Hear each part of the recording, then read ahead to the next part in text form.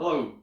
If you've got an S1 laser by XTool and you're just kind of learning and getting started in laser engraving and laser cutting, you've probably realized pretty quickly that the smoke and the exhaust from this system is quite a bit to deal with.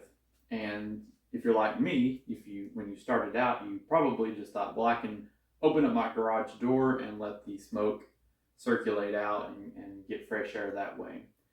I've tried that, and I've tried just cracking the garage door, just opening it up a little bit and running this exhaust hose that come with the laser. I've ran that underneath the garage door, but soon realized that that's a problem in the wintertime because it's just simply too cold. So in this video, I wanted to go over my setup. It's a simple setup, but I just thought this might be helpful for some folks to get an idea of how to ventilate their system, so that way you can get the exhaust fumes out and keep your garage warm in the wintertime. And it's probably a little bit easier than you think. So hang in there, and I'll walk you through all the parts of my system, and hopefully this helps out. So I wanted to show you these two pieces. This is an adapter that I got from the hardware store, and this just reduces from a 4-inch down to a 3-inch.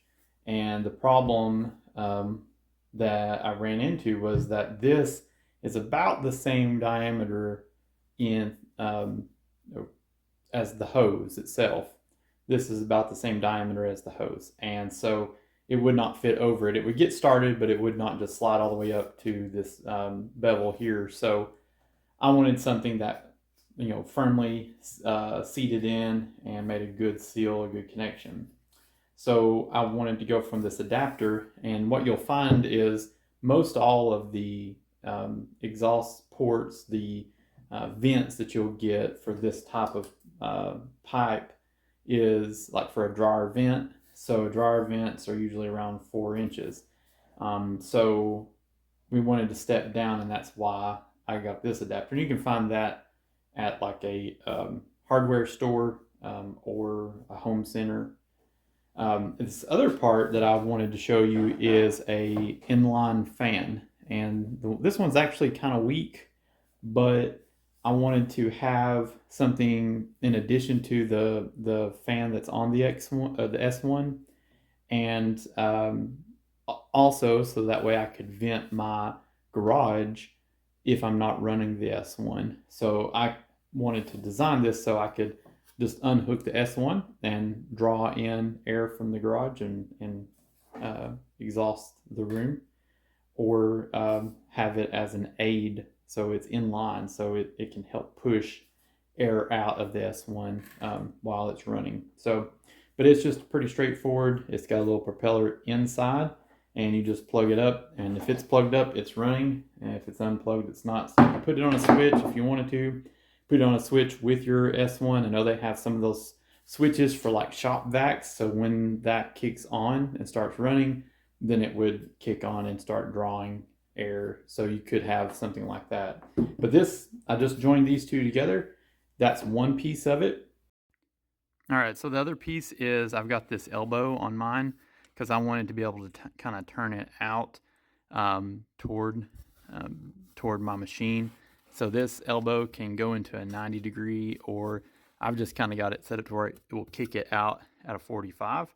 And then it's just totally on however you bend these two parts. You can see that both can pivot. And so the fan and everything that I showed you earlier just fits up inside of that. And I may not be able to do this with the phone. So, okay, so there it is. Couldn't do that one-handed, but here we go. You can see I've got the fan, there's the reducer, there's the 90, and then there's the exhaust end cap for the vent. And so that's what's coming through the wall. And then from there, we'll just plug in right here my coupling, and that's where this will go. All right, so what you can see here is I've got just that dryer top vent, and it went through the wall, and I've got a little bit of a grid on the bottom that you can open up, and that just keeps, critters from crawling in. And it's got this little flap that will pop open whenever air is blowing out, just to let the air out. So pretty straightforward.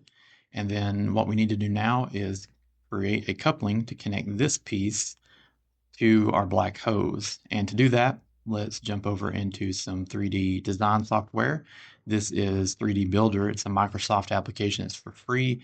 It's been installed on most Windows PCs since Windows 10. And so you can either probably find it on your computer, or it can be downloaded for free from the Windows Store. And all we're doing is just kind of building a simple 3D cylinder. And I'm going to build that out to the size that I measured off of that coupling.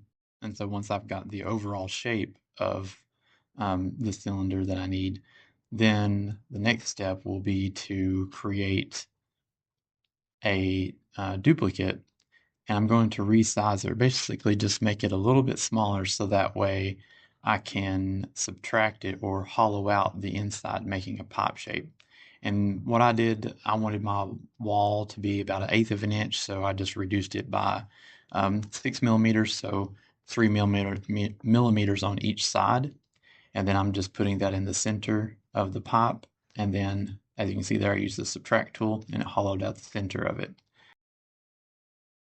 So now I'm just going to take the coupling and duplicate it, and then I'm reducing the size or the height of this part, so that way I can have a test ring, and that way I don't waste so much filament on my 3D printer and have so much print time involved in just testing to make sure that it fits.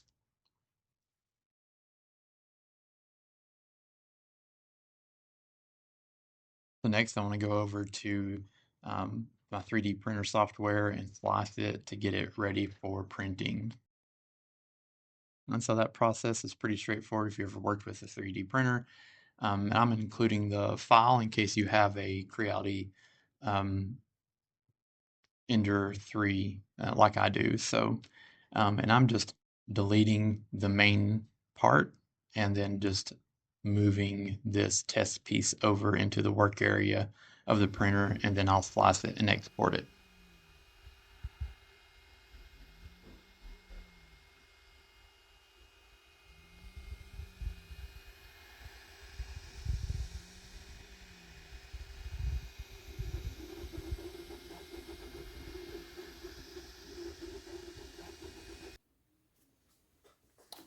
So before I designed the actual coupling for this to connect to the vent pipe for the laser, what I wanted to do was print me a couple of rings with the diameter that I thought I needed. And the challenge is that where this is put together with this brad, it makes it really difficult to measure because it's a little bit wider there than it is here.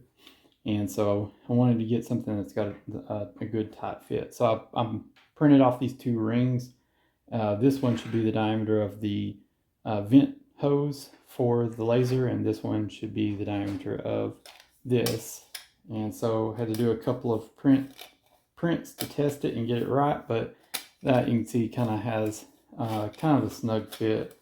So once it's in there, I think all the way, it'll be tight, and we don't have to worry about it just falling apart. And we can seal it off with some duct tape or something. And this one we'll test with the vent for the laser.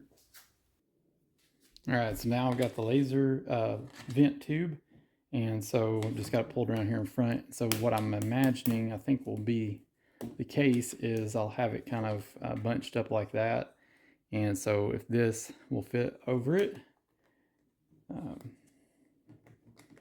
then I'll have the right diameter for my coupling.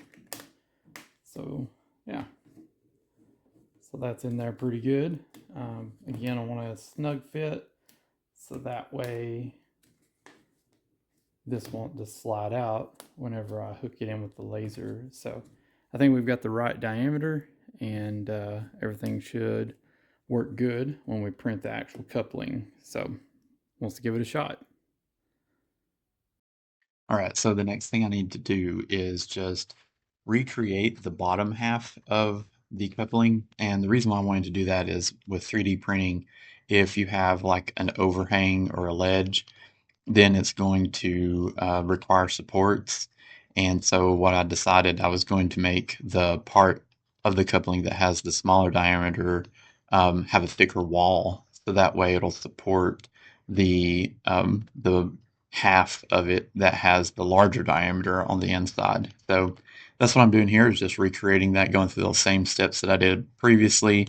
And I'm just making the outer diameter of it the same as the larger pieces, outer diameter. And then I'll just stack them so that way whenever I put it in the 3D printer, it just makes one single column. So we just move that into place and select the upper piece, slide that over. And the trick here is to get those perfectly aligned. And in 3D Builder, it'll snap to vertically centered and horizontally centered.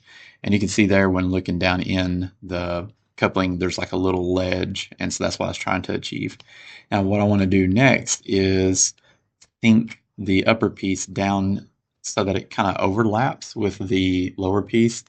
And then I will take and select these pieces and merge them together into one unified or one single piece. And that will just help with the 3D printing, just simplify the print job. And after that, I think everything's good, and we're going to send this over to print.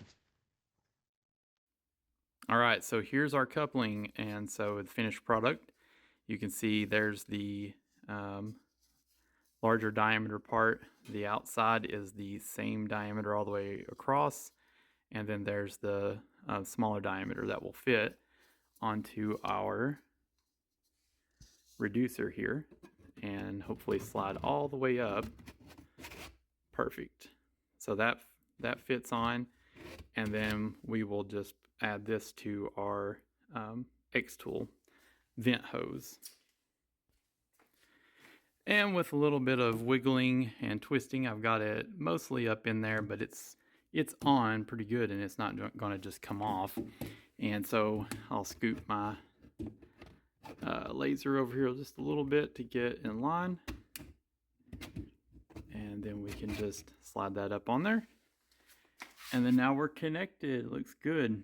And so I wanted to design it this way so when I'm using the laser, I can simply slide this little boot, this coupling over this reducer, and we're connected, and it's going to exhaust properly.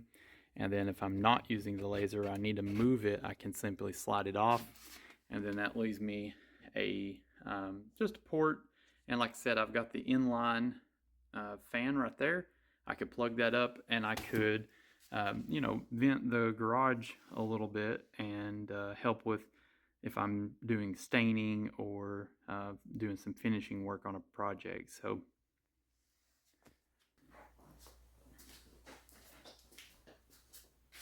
well, I hope this video has been helpful for you. I hope that you can benefit from the 3D file that I'll have attached to the project for this coupling. Since this is a standard size pipe, I expect it'll fit for your laser, and then also the other side for that coupling for that reducer that I'm going to link to. Hopefully that also is something that you can find and use. So if not, I think you could probably modify it using the steps and the processes that I showed in the video. And if this video has helped you in some way, please consider liking or subscribing to my new channel, and also checking out the items over in my store on XTool's Design Find site. And please come back and watch some of my other videos, and God bless.